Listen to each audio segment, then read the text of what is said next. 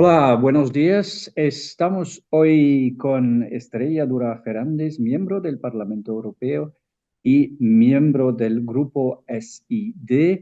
Y lo más importante para nosotros es que, Estrella, tú eres miembro también de la Comisión de Empleo y Asuntos Sociales. Estrella, bienvenido. Muchas gracias. Encantada de nuevo de estar con vosotros. Estrella, cuando miras atrás hasta el año 2019, ¿cuáles fueron los temas más importantes, los expedientes los más importantes, la legislación la más importante para ti? Bueno, la verdad es que es un mandato en el que nos hemos enfrentado a desafíos inesperados. Nadie se imaginaba el Brexit, la pandemia y ahora más recientemente la guerra en Ucrania o el conflicto palestino-israelí. Y sobre todo la grave crisis social, económica, que ha llevado a un desenfrenado coste de vida, crisis energética. Es decir, que sin duda hemos tenido que dar respuestas inmediatas a eventos inesperados. Así que, en primer lugar, creo que tenemos que sentirnos orgullosos y orgullosas del trabajo que hemos realizado durante esta legislatura. Estoy de acuerdo, sí. Yo destacaré, por un lado, medidas innovadoras que creo que es la primera vez que la Unión Europea y las instituciones europeas han adoptado y, por otro lado, algunos de los informes más importantes que hemos trabajado en la Comisión de Empleo de la que formo parte.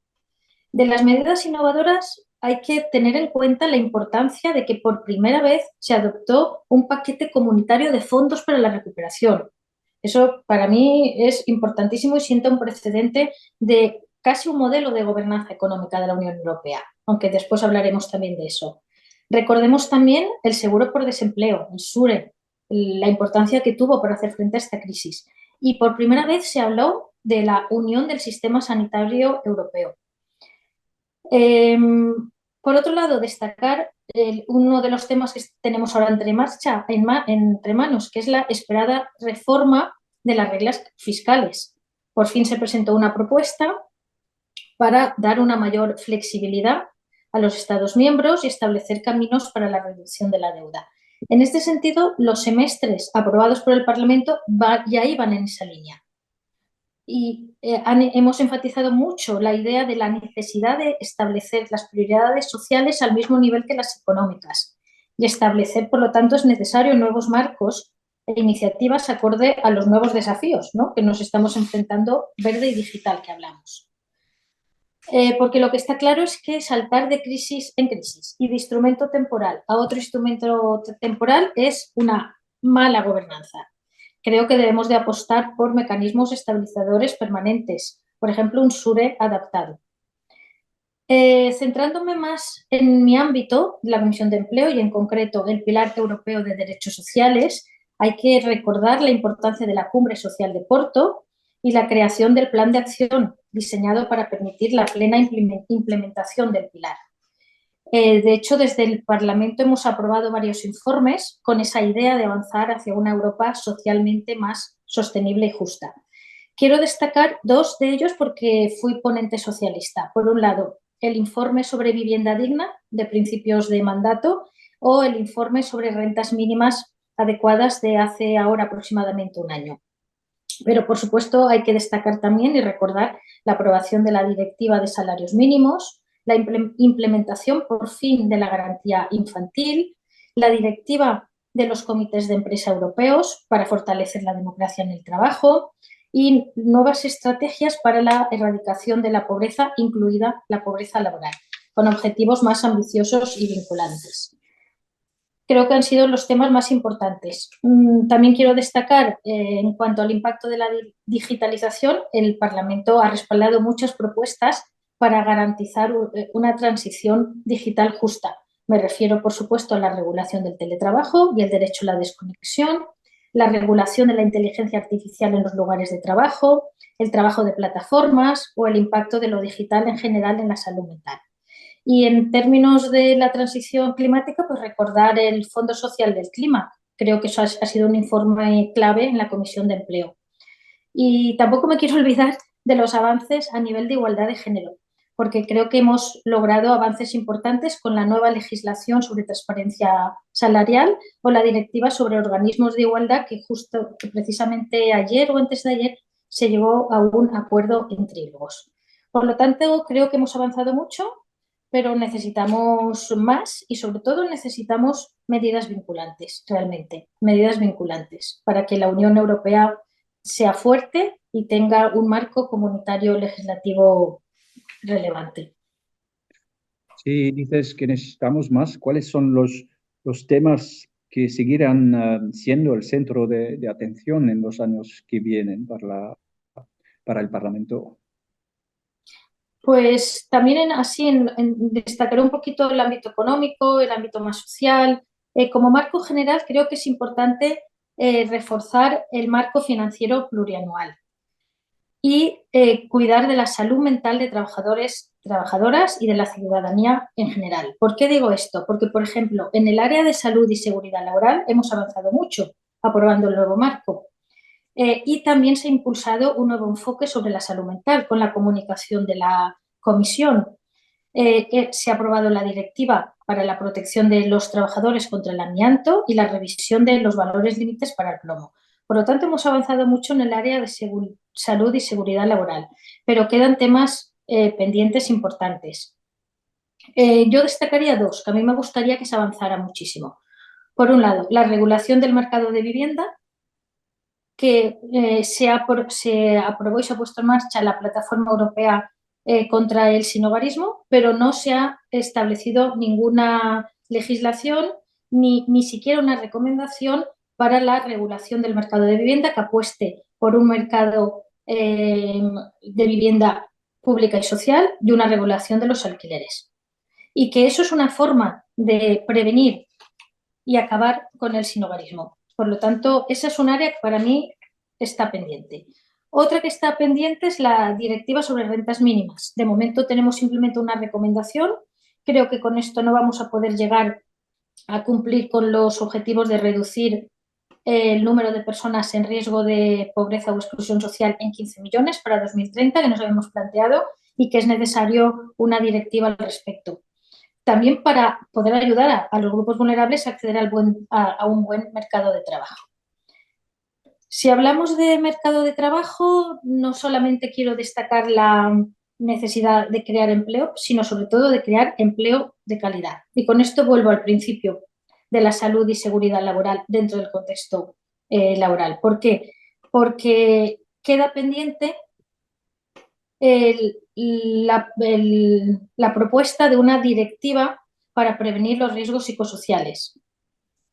Queda pendiente porque los interlocutores sociales no han llegado a un acuerdo para regular el derecho a la desconexión y esta semana hemos tenido un debate en el Pleno pidiendo a la Comisión que, por lo tanto, haga ya una propuesta, si es posible, antes de que acabe la legislatura en torno al derecho de la desconexión.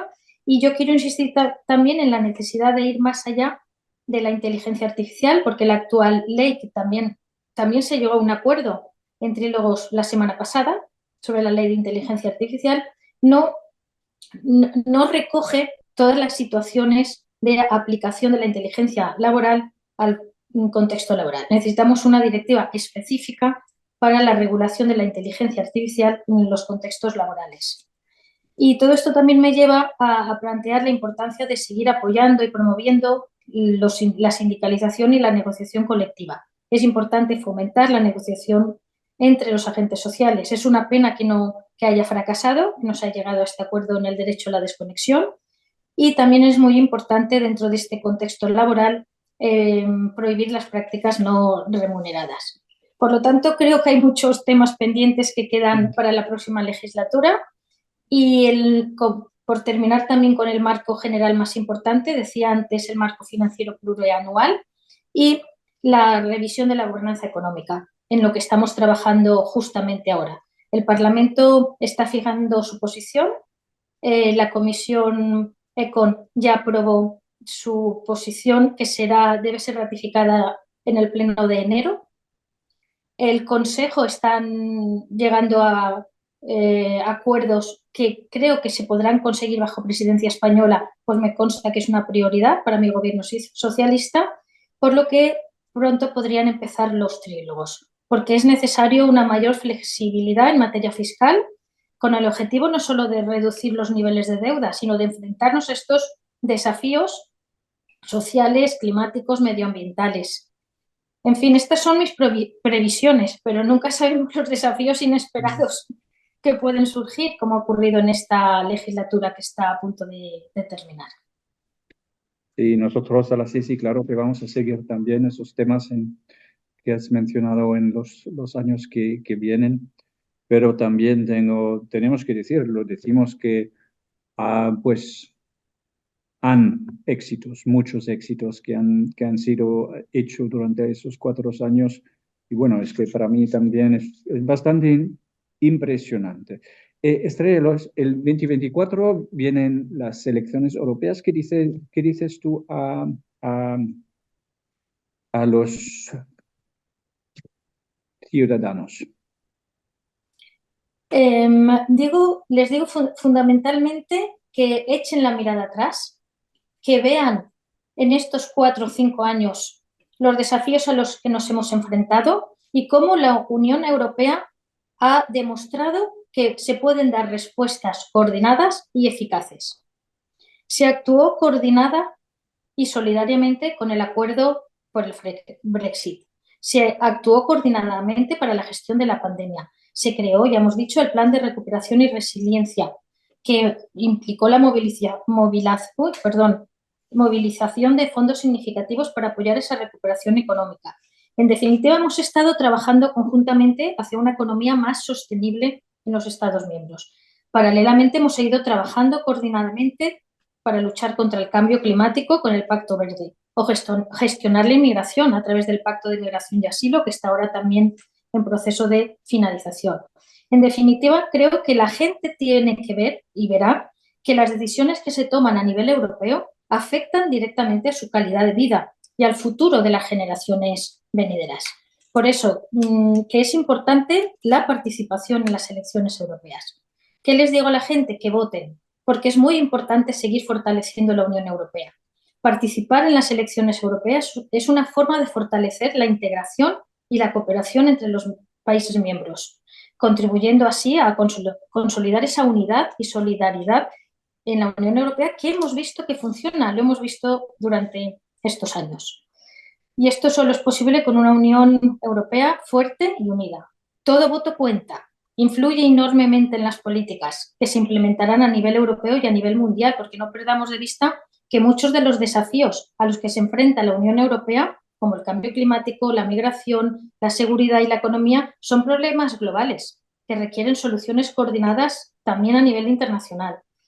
Por lo tanto, ¿qué les digo? Que voten para poder construir un futuro más sostenible, tanto desde el punto de vista medioambiental como social y económico.